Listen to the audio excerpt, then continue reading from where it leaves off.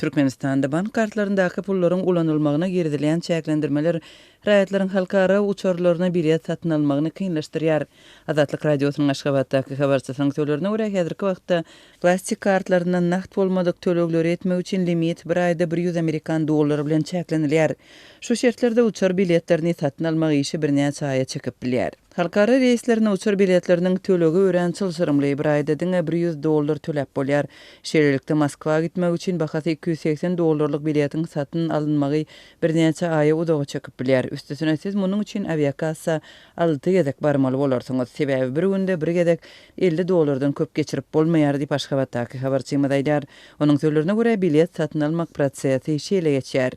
Eger siz şu gün kassa barsaňyz aýdaly S7 Airlines kompaniýasyna kassier sizin gündäki limitiňiziň çäginde $50 alyp biler. Ertesi ýa-da şol aýyň dowamında siz gelip ýene-de $50 tölersiňiz.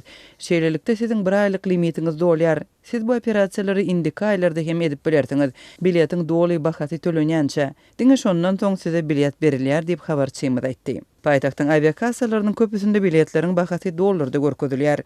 Häzirki wagtda aviakassalarda biletleri nakt pula satyn almak mümkinçiligi hem göz öňünde tutulýar, emma köpçülik kart bilen tölemegi saýlýar. Sebäbi nakt bolmadyk töleg edilende valyuta çalşygy resmi kurs boýunça amalaşdyrylýar. Gara bazaryň kursu bolsa 5 esse ýokary. Biletleri dollarda nakt pula satyn alýan müşterilere çäklendirme ýok diýip habarçymyz bellidi.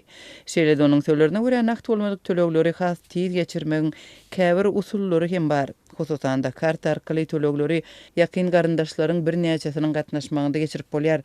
Bir jaýda ýazga duran ýakyn garyndaşlaryň birnäçesinde viza kartlarynyň bar bolan ýagdaýynda olar birleşip bir biletiň bahasyny töläp bilýärler. Şu günler Türkmenistanyň banklarynyň plastik kartlaryndan daşary ýurtlarda pul çekmek hem kynlaşypdyr.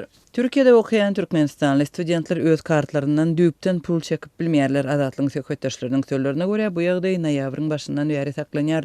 Mundan öň türkmen banklarynyň kartlaryndan Türkiýede günde 100 we 150 lira aralygynda pul çekip bolýardy. Azatlyk radiosy Türkmenistanlylaryň öz bank kartlaryndan peýdalanmakda duçar bolýan kynçylyklary barada Türkmenistanyň bank pudowynyň resmiýetlerinden maglumat alyp bilmedi. Türkmenistan öz milli pulunyň Amerikan dollary babatyndaky resmi hümmetini 2015-nji ýylyň ýanwaryndan bäri üýtgewsiz saklaýar. 2016-njy ýylyň ýanwar aýynda hökümet nakt valyuta çalşygyny resmi derejede gadagan etdi. Şeýlelikde nakt bolmadyk tölegler şu gün ilatyň valyuta çalşygy üçin ýekete kanuny ýol bolup durýar.